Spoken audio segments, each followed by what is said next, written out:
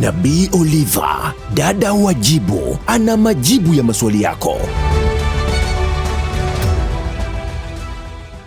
Ninataka kusema na wewe kwa habari ya kuamini kazi ya Yesu. Baada ya kuokoka, Mungu anataka umwamini. Mtu wa rohoni ni yule mtu ambaye amechagua kuongozwa na Mungu. Mtu wa rohoni ni yule ambaye hisia na tabia zake ziko chini ya udhibiti wa Roho. Mimi na wewe tunapokaa katika maisha ya kimungu tunakuwa harufu na manukato mbele za Mungu. Je, ni kwa nini unasema Yesu anamwambia nanyi mkiniomba neno lolote kwa jina langu hilo nitalifanya? Lakini ametoa sharti, yeye aaminie. Kumbe baada ya kuokoka kuna kazi ya kufanya. Ili Mungu atende muujiza ni lazima uamini. Bwana asifiwe. Nikikuuliza uliokokaje, utaniambia niliamini. Tunapokea mambo ya rohoni kwa imani. Tunatendewa miujiza, tunaponywa, tunabubujika kwa imani. Mungu anataka uongeze viwango vyako vya kumwamini. Alikuwa anasema na wanafunzi, anawaambia amini nawaambieni, yeye aniaminie mimi, kazi nizifanyazo mimi namna yeye atafanya. Ili Mungu akujibu, kuna mambo ya kufanya. Jambo la kwanza ni kuamini. Lazima utambue umembeba mfalme baada ya kuokoka. Bwana asifiwe. Usitamani watu wengine wakutambue. Wanaotujua sisi tuliookoka ni wachawi na mashetani, kwa sababu tayari majina yetu, jina langu mimi limefutwa kwenye kitabu cha hukumu, limeandikwa kwenye kitabu cha uzima. Kama naomba, nahitaji kuamini kile nilichokiomba nimekipokea. Bwana asifiwe. Aliona hawajamuelewa, ndio maana akasisitiza, yeye aniaminie mimi, kazi nilizozifanya mimi namna yeye na zaidi atafanya. Tumeokolewa kwa imani, tumepokea Roho Mtakatifu kwa imani, tumejitambua kwa imani. Mimi sikuwa nabii, mimi nilisoma shule niwe mhasibu. Shida yangu ilikuwa nipate pesa nyingi. Kwa sababu nilikuwa sijamwamini Yesu, nilikuwa nje ya mpango wa Mungu. Ili Mungu akurudishe kwenye mpango wake, lazima umkiri na uamini. Bwana asifiwe. Nimejijua kwa sababu nimeamini kazi ya Yesu msalabani. Nimejua mimi ni nani baada ya kuamini kazi yake. Anasisitiza leo, ukiamini utafanya mambo makubwa ofisini kwako, kwenye familia yako, kwenye mji unapoishi. Ukiamini kwamba Mungu aliyekuokoa yuko pamoja na wewe, utafanya mambo makubwa. Alikuwa anawaambia wanafunzi wake, mkiamini hizi kazi za kuponya magonjwa na wewe utafanya. Nabii Oliva anakuambia ukiamini hata kuanzia leo utaanza kutoa pepo. Ukiamini kuanzia leo utatoka kwa imani ukatafute kazi na utapata. Ukiamini utaomba, utaamka usiku utaomba, baadaye itakuwa tabia, utaweza kuomba usiku kucha. Ukiamini unaweza kuanza kufunga asubuhi mpaka saa 6 unakula. Ukiamini utafunga kama Yesu muda mrefu wa siku 40. Maana kama sisi ni image yake, chochote alichokifanya lazima tufanye. Kama aliomba masaa mengi, tutapata nguvu ya kuomba masaa mengi. Ukiamini, ile neema inakujilia. Kazi si tu ya kutoa mapepo. Kazi ni chochote, kipawa na karama, talanta aliyoweka Mungu ndani yako. Ukiamini, Mungu ataikuza. Bwana Yesu asifiwe. Ili Mungu akusaidie, ni lazima uwe jasiri. Petro na Yohana walikuwa jasiri. Kuna mahali kusoma kwenye Matendo 4:13, unakuta walifanya kazi ya Mungu kwa sababu walikuwa na ujasiri. Wale Mafarisayo kwa wanashangaa, mbona hawana elimu, hawajasoma, wanawezaje kufanya mambo makubwa? Aniaminie mimi, yeye naye atafanya na kubwa kuliko hizo atafanya. Wanafunzi hawa Petro na Yohana walitembea kwa ujasiri. Mungu anataka utembee kwa ujasiri kuitetea imani. Unapokutana na changamoto yoyote, tembea kwa ujasiri. Bwana Yesu asifiwe. Alafu ukiamini, Mungu atakupa neema. Wakorintho wa 2:21-22. Wewe ni agano la kinabii. Sisi ni zao la watoto wa kinabii. Bwana Yesu asifiwe. Yesu alikuwa nabii. Kama uamini, alipokutana na mwanamke Msamaria, alimweleza habari za wanaume wake 5, na ndio maana nina ujasiri wa kuendelea kutabiri. Bwana asifiwe, na kuwafungua waliofungwa. Kwa nini? Kwa sababu Roho wa Bwana yuko juu yangu, amenipaka mafuta ya kinabii niwahubiri maskini habari njema. Mungu anataka uamini, ukafanye mambo makubwa, ukafanye biashara kubwa, ukawa na ndoa nzuri, ukafanye kitu ambacho ni nje ya elimu yako. Amen. Haleluya. Ukiamini alafu uombe. Baada ya kuamini akawaambia waombe sasa. Kumbe huwezi kupokea kitu chochote kama haujaamini. Mtu anayeamini huwa anaomba hekima. Mfalme Suleiman aliomba hekima. Ukisoma kitabu cha Wafalme wa Kwanza utakuta habari ya Suleiman. Wanawake wawili wanagombania mtoto. Anapelekewa Suleiman. Anasema mimi nilala mtoto wangu amekufa. Kumbe mwenzake kamuiba.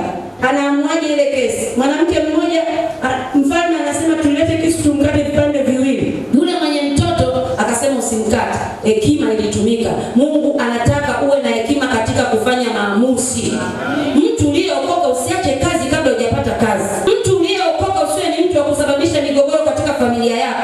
Mtu uliyeokoka unatakiwa uwapende watu wakubwa na wadogo kwa marika na kwa heshima na kwa namna walivyo. Omba Roho Mtakatifu akupe hekima ya kufanya maamuzi. Bwana Yesu asifiwe. Kazi alizozifanya Yesu, aliponya. Yesu alitembea huku na huku akifungua watu. Tangu ulipookoka unakemea pepo, anza kuanzia leo. Unawaeleta watu wengi kwa Yesu. Kuna maagizo ambayo sisi tuliokoka tulipewa. Agizo la kwanza ni enendeni, alafu mvikwe nguvu, alafu kutembea na ishara na miujiza. Miujiza ipo. Kama Yesu alitenda muujiza wa kumponya mwanamke aliyetokwa na damu kwa miaka 12, wewe ukiita fedha ya mtaji muujiza lazima utendeke. Haleluya. Haleluya. Wewe ukitaka kuoa na kuolewa lazima uite muujiza na utatendeka. Kazi nilizozifanya mimi, naam, na nyinyi na zaidi mtafanya. Alifanya nini? Yesu alimfufua Lazaro. Alimwambia Lazaro, njoo toka kaburini. Ukisimama na neno la Mungu kuna vitu utaviita. Vipo tayari katika mwili, vimezuiwa katika ulimwengu wa roho. Haleluya. Wiki hii niliingia katika maombi. Nikasema, Yesu, mimi ni nabii wa kimataifa. Kwa nini baada ya corona sijaenda kimataifa? Kuna watu waliita kwenye nchi ya Denmark, lakini walikata mawasiliano kabisa. Wakawa wanipigi simu, hawanitafuti, tumepotezana. Nikakumbuka, Ripohimu ni huduma ya kimataifa. Nitafikia lini mataifa? Bwana asifiwe. Nataka Mungu utende muujiza. Wale watu ndio mwatuma katika maisha yangu niwasikie. Jana jioni mtu kutoka Denmark, yule pastor aliyenialika akanipigia simu. Pigia Yesu makofi. Kuna vitu Yesu anataka uombe na uamini. Nilipoomba, baada ya kuamini kazi anazozifanya na mimi niko hapa nazifanya, ni mwaka wa 11 sasa. Bwana anataka uamini ufanye biashara kubwa. Bwana anataka uamini hicho ulichokusubiri muda mrefu kitokee. Akanipigia simu, mtumishi wa Mungu nisamehe. Nilikuwa hata sielewi kwa nini nilikuwa sikupigii simu. Kumbe usipoomba kuna vitu vinazuiwa katika ulimwengu wa roho. Pokea neema ya kuomba. Alafu Yesu amesema ukiomba atafanya. Akaniambia, naomba unipe akaunti namba. Hivi kwanza mtumishi, ulishapata eneo la kanisa? Kaka yangu aliyeko Marekani alikuwa ananisumbua, anakutafuta, ulimwombea, alikuwa hana vibali vya kuishi Marekani. Alafu alipigwa na stroke, amepona, ananisumbua. Hebu nabii nipe akaunti, tunataka kujua eneo la kanisa umepata wapi. Pigia Yesu makofi. Kazi alizozifanya Yesu. Kama Yesu alifunga, jiambie na mimi nitafunga. Kama Yesu alifufua, jiambie na mimi kuna vitu nitavifufua, kwa sababu niko kwenye huduma inayofufua vile vitu vyote vilivyokufa kwenye maisha ya watu. Kazi ya nabii Olivia ni kufufua. Kama ulikuwa mahusiano yako na Mungu yameharibika, nimetumwa kufufua. Kama ulikuwa uwezi kuimba, nimetumwa kufufua kipawa chako. Kama ulikuwa uwezi kutabiri, nimetumwa utabiri. Nimetumwa ufunguliwe katika vifungo vyote. Na ndio maana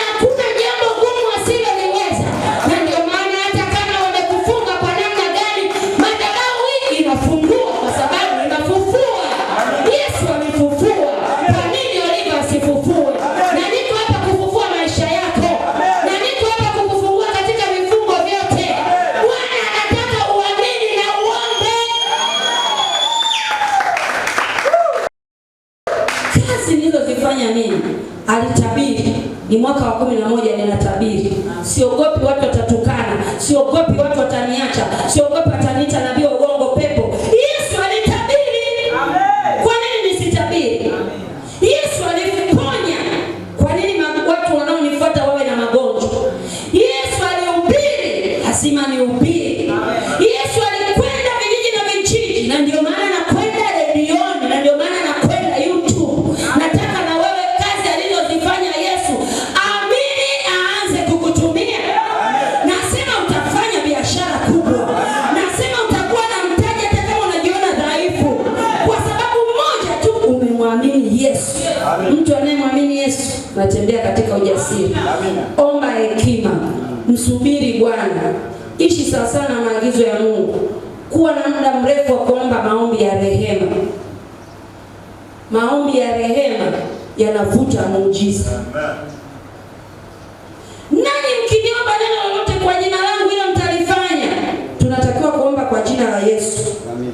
Tunatakiwa kuomba kwa jina la Yesu. Amen. Sio kwa jina la vitu. Amen. Tuombe kwa jina la Yesu. Kama unahitaji muujiza mkubwa, ita jina la Yesu mara nyingi. Amen. Na mtu anatembea, wanapanda daladala, inapiga breki. Mama, hakuna cha kusema mama, sema kwa jina la Yesu. Tamka jina la Yesu. Usione haya kutamka jina la Yesu, litabadilisha hali ulionayo. Amesema tuombe kwa jina lake. Unaomba kwa jina la nani? Omba rehema. Isaya 55:5 mpaka 6 soma. Kuwa ni mtu wa kuomba rehema. Kuwa ni mtu wa kuomba rehema.